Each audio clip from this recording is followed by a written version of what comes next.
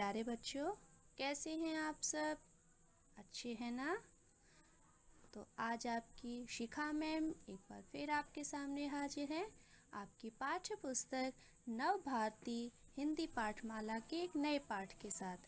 तो चलिए शुरू करते हैं। हमारा नया पाठ है, देखिए पाठ 4, एक रहे हैं एक रहेंगे। तो बच्चों, ये एक कविता है। तो आज हम इस कविता का पाठन करेंगे और पाठन के साथ साथ इस कविता की हम व्याख्या करेंगे। तो देखिए यहाँ जो हमारे कविता के जो कवि हैं, उन्होंने इस कविता के माध्यम से बताया है कि हमारे देश में अनेकता में एकता है, यानी कि हर धर्म के लोग रहते हैं और हर जाति के लोग रहते हैं, फिर भी सब लोगों में एकता है। इसलिए इस कविता का नाम दिया गया है एक रहे हैं एक रहेंगे। तो चलिए देखते हैं इस कविता के माध्यम से कवि हमें क्या बताना चाहते हैं। देखिए, एक रहे हैं एक रहेंगे, कंठ कंठ से गूंज उठा स्वर, सब भारत माँ के बेटे हैं, दिल से भाई भाई हम। देखिए, प्रस्तुत पंक्तियों में कवि ने कहा है कि हम एक रहे हैं और हमेशा हम एक रहेंगे। हम सब भारत माँ के बेटे हैं और दिल से हम सब भाई भाई हैं। ये हर कंठ से स्वर गूंज उठा है कि हम हमेशा एक रहे हैं और एक रहेंगे। चाहे हिंदू चाहे मुस्लिम चाहे सिख ईसाई, हम मंदिर मस्जिद गिरजा अपने, अपनी धरती अपना अंबर, कंठ कंठ से गूंज उठा स्वर। तो कवि कहते हैं कि हर कंठ से एक ही स्वर गूंज रहा है कि चाहे हम हिंदू हैं चाहे हम मुसलमान हैं, चाहे सिख हैं चाहे ईसाई हैं, चाहे मंदिर है चाहे मस्जिद है या गिरजा है, सब अपने हैं, अपनी धरती है और अपना अंबर है। हम एक हैं और हम एक ही रहेंगे। अपना देश बड़ा प्यारा है, आपस में भाईचारा है, अलग अलग वेश भाषाएं, लेकिन जय भारत सबका नारा है। मिलजुल कर गाते हैं हम सब देशभक्ति के गीत यहाँ पर, कंठ कंठ से गूंज उठा स्वर। देखिए, कवि ने कहा है कि हमारा देश बहुत प्यारा देश है। हमारा देश वाकई में बहुत प्यारा है।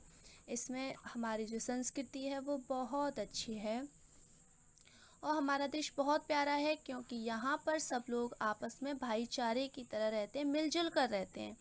अलग वेश भाषाएं, लेकिन जय भारत सबका नारा है। तो कवि कहते हैं कि हमारे देश में बेशक अलग अलग भाषाएं बोली जाती हैं, अलग अलग सबका पहनावा है, लेकिन सबका एक ही नारा है, जय भारत, है ना। सबका एक ही नारा है, जय भारत। मिलजुल कर गाते हैं हम सब देशभक्ति के गीत यहाँ पर।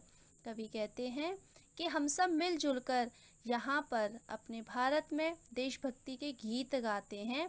कंठ कंठ से गूंज उठा स्वर, और कंठ कंठ से स्वर गूंज उठा है।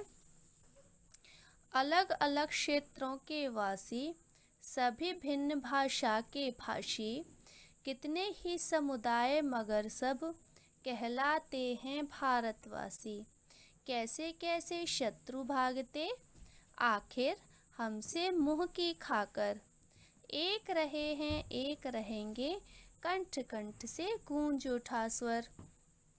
देखिए, इन पंक्तियों में कवि ने कहा है कि अलग अलग क्षेत्रों के वासी हैं, यानी कि आपने देखा होगा कि सब लोग अलग अलग क्षेत्रों में रहते हैं और हर क्षेत्र की एक अलग भाषा होती है और कितने ही समुदाय होते, यानी कि समूह होते हैं। क्षेत्र में कई समूह होते हैं, लेकिन फिर भी सब क्या कहलाते हैं? भारतवासी। लेकिन फिर भी सब भारतवासी कहलाते हैं। कवि कहते हैं कि कैसे कैसे शत्रु भागते, कि हमारे सामने कोई भी शत्रु आ जाए और वो इस तरीके से भागता है, आखिर हमसे मुंह की खाकर, यानी कि हमसे हार मानकर हार कर शत्रु भाग जाते हैं। एक रहे हैं एक रहेंगे, कंठ कंठ से गूंज उठा स्वर। कवि कहते हैं कि हम हमेशा से एक रहे हैं और एक रहेंगे। ये हर कंठ से आवाज़ आ रही है, स्वर गूंज रहा है। देखिए यहाँ पर सारे बच्चे हैं, मंदिर मस्जिद भी हैं। यहाँ पर हर हिंदू मुस्लिम सिख ईसाई सब लोग हैं यहाँ भी देखिए, लेकिन फिर भी सब लोगों में एकता है, यानी कि सब एक रहे हैं और एक ही रहेंगे। ठीक है, तो कैसा लगा पाठ आपको? तो ये आपको अच्छे से पढ़ना है और इसकी व्याख्या को करना है। ठीक है बेटा।